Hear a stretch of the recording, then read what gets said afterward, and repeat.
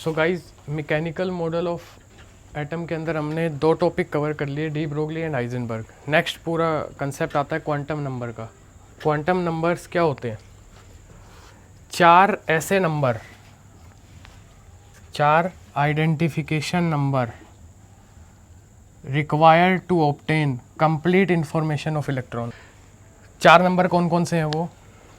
Principal quantum number, azimuthal quantum number, magnetic quantum number, spin quantum number. ठीक है, इनके symbols आपको पता होना चाहिए, ये बहुत इंपॉर्टेंट है। N, L is azimuthal, M for magnetic and S for spin. ठीक है, दिक्कत आपको एन और एल में होगी, वो आपको याद हो जाएगा। ठीक है, देखो एन क्या बताएगा आपको? सब सेल सेल बताएगा। एन आपको सेल बताएगा, और जो एजीमुथल क्वांटम नंबर है डेट इज़ एल, वो आपको बताएगा सब सेल। मैग्नेटिक एम जो है वो आपको बताएगा ऑर्बिटल, और जो एस है वो आपको बताएगा स्पिन ऑफ इलेक्ट्रॉन की उस ऑर्बिटल के अंदर स्पिन ऑफ इलेक्ट्रॉन क्या है।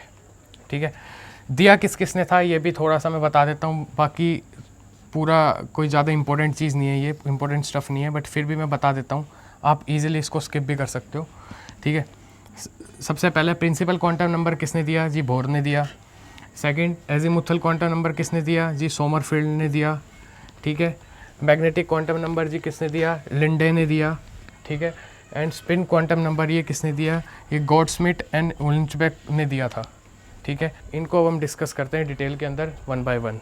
सबसे पहले हम देखते हैं principal quantum number. Principal quantum number क्या बताता है? प्रिंसिपल क्वांटम नंबर आपको बताता है कि name of the shell and size of the shell and energy of the shell.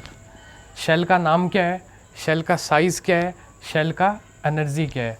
हमें ये तो पता है, प्रिंसिपल हमें क्या बताता था शेल के बारे में, तो शेल के बारे में ये 3 चीज़ आपको क्लियरली बता देगा। कैसे? वैल्यूज़ क्या क्या होती हैं इसकी, ये कैसे पता लगाएं? तो इसकी वैल्यू आपको याद करनी है, 1 से लेके इन्फानाइट तक होती है, 1 से लेके इन्फानाइट। ओके, और अल्फ़ाबेटिक में देखें तो K, L, M, N and so on, ऐसे चलती जाएगी इसकी वैल्यू आगे तक। ठीक है, नेक्स्ट चीज़ आपको पता है कि बोर मॉडल से कि आर की वैल्यू ये निकाली थी हमने बोर मॉडल में, R is equal to 0.529 N square by Z square angstrom. इसके अंदर यदि आप देखें तो जैसे जैसे एन की वैल्यू बढ़ेगी, रेडियस बढ़ेगा, तो ऐसे लिख सकता हूँ R1 जो है वो कम होगा, R2 ज़्यादा होगा, R3 उससे ज़्यादा होगा, एंड सो ऑन, ऐसे चलता जाएगा। तो दिस इज़ द ऑर्डर। ठीक है, सेकंड चीज़, एनर्जी का फॉर्मूला हमने बोर मॉडल से ये निकाला था, जैसे जैसे एन की वैल्यू बढ़ेगी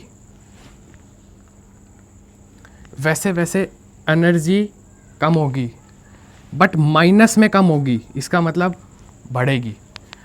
तो यहाँ पे क्या होगा, जैसे जैसे एन बढ़ेगा, जैसे फॉर एग्जांपल यदि N1 और Z1 पुट करके देखते हैं तो क्या आएगा? E1 आ जाएगा, और E1 कितना आएगा? यहाँ पे मैं लिखता हूँ -13.6। ठीक है, और यदि यहाँ Z की वैल्यू 1 और N की वैल्यू 2 पुट करके देखते हैं, ठीक है, तो क्या आएगा यहाँ पे? -3.4 आ जाएगा। ठीक है, तो -3.4 इज़ ग्रेटर देन -13.6। ठीक है, तो E1 is less than E2, E2 is less than E3 and so on. तो ये इसमें आगे चलता जाएगा। ठीक है, वेलोसिटी के अंदर देखो, वेलोसिटी के अंदर क्या होगा? सेम, जैसे जैसे n की वैल्यू बढ़ेगी वेलोसिटी कम होगी, तो इसका मतलब जो फर्स्ट ऑर्बिट के अंदर इलेक्ट्रॉन घूम रहा होगा उसकी वेलोसिटी ज़्यादा होगी। ठीक है, उसके बाद V2 की उससे कम होगी, फिर उसके बाद V3 की। कैसे? आपको इसका थोड़ा कंसेप्ट समझाता हूँ। ये देखो, ये न्यूक्लियस है, इसके पास ये K शेल है, ये L है, ये M है। ठीक है, यहाँ देखो, इसमें जो इलेक्ट्रॉन घूम रहा है उसके ऊपर बहुत ज़बरदस्त न्यूक्लियस का फोर्स लग रहा है अपनी तरफ। न्यूक्लियस का फोर्स लग रहा है, तो उसको जो सेंट्रीफ्यूगल फोर्स है वो भी ज़्यादा चाहिए, सो दैट कि वो उस फोर्स को बैलेंस कर सके। ठीक है, तो कैसे निकाला था हमने वो? F is equal to ZE into E upon R, R is R1। ठीक है, इसका स्क्वायर, ये कूलम से आया था फोर्स ऑफ अट्रैक्शन, इसको हमने किसके बराबर पुट किया था?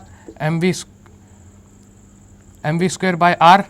ठीक है, तो इसको बैलेंस करने के लिए देखो, R1 जितना कम होगा वेलोसिटी उतनी बढ़ानी पड़ेगी।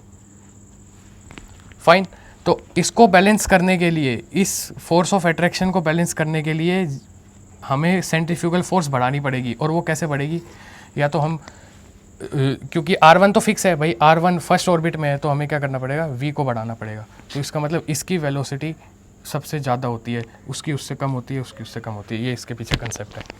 Next, number of electron in particular shell, ये फॉर्मूला बहुत इंपॉर्टेंट बन जाता है अपने आप के अंदर।